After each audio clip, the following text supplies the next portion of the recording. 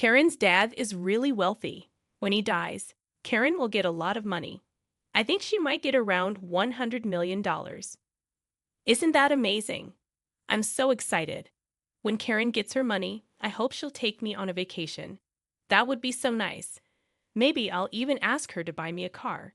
James, what about you? I've always dreamed of getting a really fancy gaming computer. I wonder if Karen would buy me one.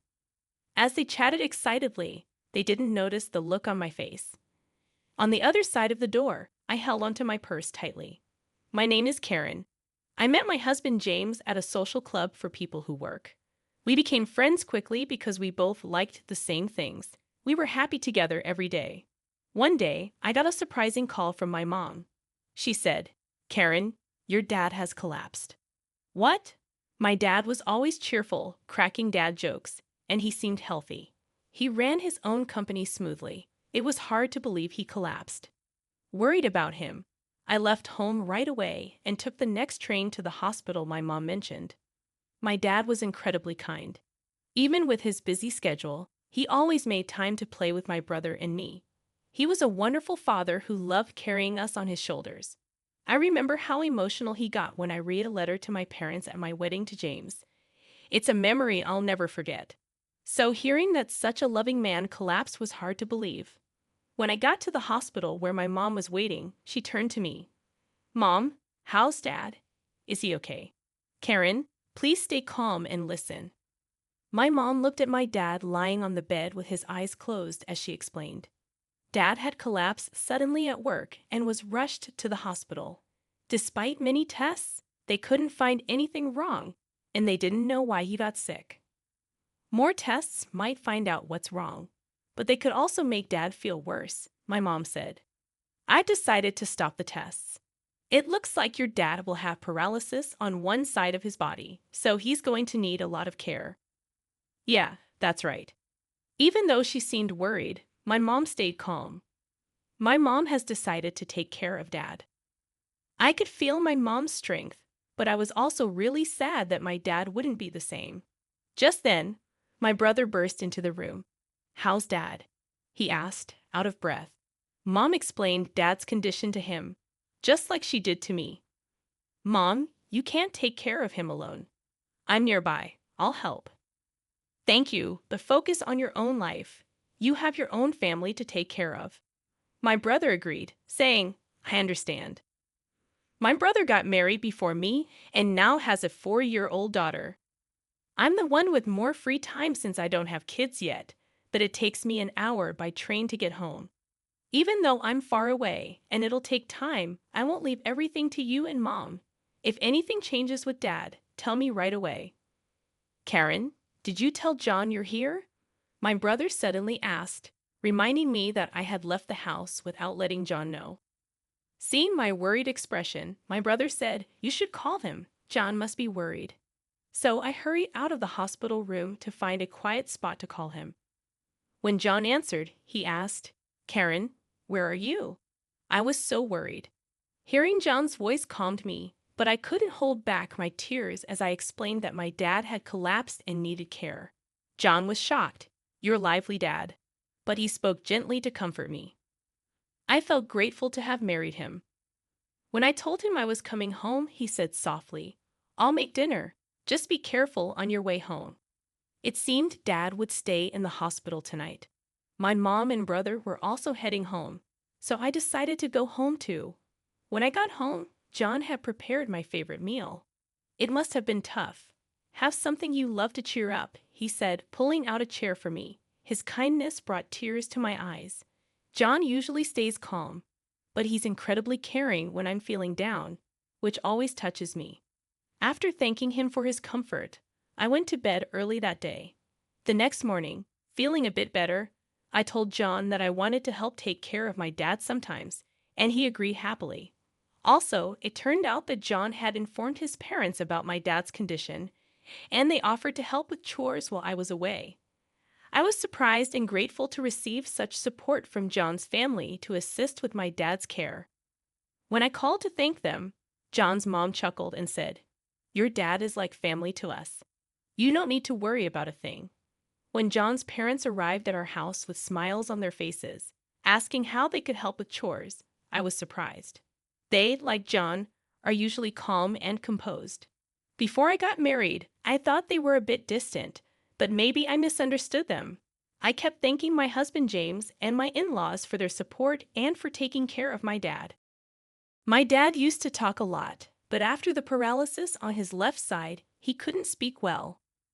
Luckily, he could still write since he was right-handed. He communicated with us by writing on a whiteboard.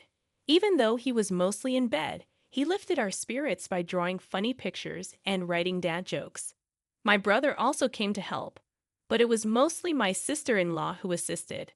With her experience as a caregiver, she patiently taught my mom and me how to help dad. We were worried that my sister-in-law might not want to take care of dad since he's not her blood relative, but she didn't mind at all. She happily said, "Your dad has made me laugh so much. Now it's my turn to make him smile." Seeing her enthusiasm made me realize that my brother had married an amazing person. My brother may have a great spouse, but I'm not falling behind when it comes to having an amazing one myself. My whole in-law family supports me in taking care of my dad. Every time I go to help him, they ask how he's doing, and I'm really thankful for their care. But then I realized it might all be a misunderstanding, just by chance. One day, I left the house to go see my dad, but when I got to the station, I realized I forgot my wallet. Feeling annoyed with myself, I went back home.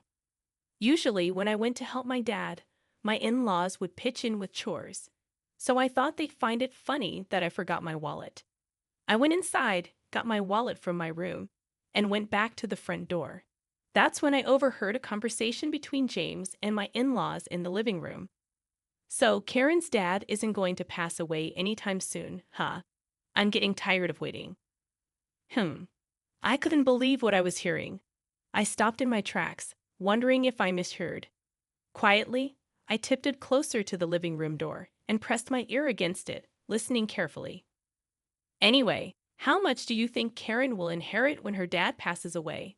It doesn't make sense for us to be nice to her unless we get a big share. Her dad is really rich. She's probably going to get more than 100 million, right?" Wow, that's amazing. I can't wait. When her dad passes, I hope Karen takes me on a vacation. That'd be nice. Maybe I'll ask her to buy me a car. "James, what do you want?" Their conversation filled the room with excitement. On my side of the door, they probably had no clue about the expression on my face.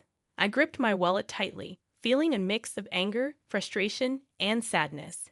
Careful not to make a sound, I quietly left the house, my mind swirling with emotions. I headed straight to my parents' place. If I thought my in-laws were being unusually kind, now I realized it was all for the sake of money. My dad's inheritance was significant, but I couldn't bear the thought that my in-laws were eagerly waiting for his demise. Unable to clear my mind, I sat on a bench at the local station near my parents' house. The echoes of James and his family's laughter replayed in my head. I can't forgive them. Never. They're all foolish, just laughing away. I made a silent vow to seek revenge on James and my in-laws, who only saw dollar signs when they looked at my loving father. Despite hearing their greedy conversation, I played along, pretending I hadn't heard a thing whenever they asked about my father's health. I maintained my polite demeanor and thanked them as usual. I decided to take advantage of James and my money-hungry in-laws as much as possible. I spent more time caring for my father and dumped household chores on them without hesitation. My in-laws, eager for their share of the inheritance, gladly complied with my requests. I noticed their faces tense up sometimes, but I paid it no mind. About a year later, my father's condition worsened. Though the doctor assured me it wasn't urgent, I felt relieved. However, I informed James and my in-laws that my father's condition might take a turn for the worse soon. It seemed like the news they had been waiting for, evident from their barely concealed grins. With a calm demeanor, I handed them divorce papers and said, "Thank you for all you've done. Please, let's get a divorce." James and my in-laws were stunned, but I continued with the lines I had prepared. "So James, mother-in-law, and father-in-law, You were all after my father's inheritance, weren't you? I heard everything. Mother-in-law wanted a vacation, father-in-law wanted a new car, and James, you wanted a gaming computer, didn't you? I can't stay with people who seem to be waiting for my father to die. The looks on your faces just now were truly ugly. It's like I could see your greedy thoughts of getting money when my father passes away. As I spoke, my expressionless face seemed to frighten them. My in-laws were frozen, and James, holding the divorce papers, was in shock, opening and closing his mouth. I had no reason to stay in that house anymore. You can send the divorce papers by mail, but if you don't, I'll get a lawyer. Please do it within a week, I told James before getting up. I grabbed the luggage I had prepared earlier and left our home. During the train ride back to my parents' house, I felt the gentle sway of the seat. When I arrived, my parents were there waiting for me. Since I had already told my mom about what happened, she hugged me tightly and said, "You did the right thing." It was the first time I cried in my mom's arms like that since I became an adult. The next day, James and my in-laws came to my parents' house. I decided to stay hidden and see what would happen.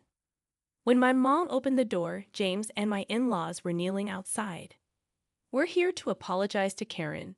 There seems to have been a misunderstanding. Please let us apologize properly," they pleaded. "Misunderstanding? My daughter overheard your conversation. It seems you've been eyeing my husband's inheritance. I don't want to have anything to do with people like that." My mom sharply dismissed them. James persisted, pleading to see me again. "I can't let you see her because she doesn't want to. What she wants isn't your apologies, but for you to fill out the divorce papers. Have you done it? Hand them over quickly," my mom insisted. "Please just give me one more chance," James begged, but then the sound of a cane tapping caught everyone's attention from deep within the house. We all turned to see my father, leaning on his cane with the help of my sister-in-law. James looked shocked to see my father in person for the first time. With a whiteboard in his hand, my father had a message for James. It read, "I won't let my daughter stay with someone who can't make her happy. Divorce her immediately as she wishes." The message, written strongly, seemed to hit James and my in-laws harder than anyone else's words. They finally realized there was no point in arguing further. Slowly, James and my in-laws stood up. "I filled out the divorce papers. Here they are," James said, handing the papers to my mother. He promised to let me know once he filed them with the city hall. And then my mother sent him and my in-laws away. Emerging from my hiding spot, I said, "Thank you, Mom and Dad." My mother smiled gently while my father chuckled and wrote a message on the whiteboard. "A father's duty is to protect his daughter until the end." Seeing those words, I couldn't help but cry. Despite his paralysis, my father remained the same kind and caring person. I had initially thought he had changed, but he proved me wrong. He was still the dependable father who always put me first. "Dad, I hope you live a long time," I told him tearfully, and he responded with a grin. Since then, James has returned to his parents' house and seems to be living quietly. As for me, I've adjusted to taking care of my father while managing work. It's a busy life. But remembering how my father always made time for us when we were young, my brother and I never feel burdened by caring for him. Despite being half bedridden and losing weight, my father's laughter and love for dad jokes remain unchanged. My sister-in-law also finds joy in caring for him, and we're able to lead a peaceful life together.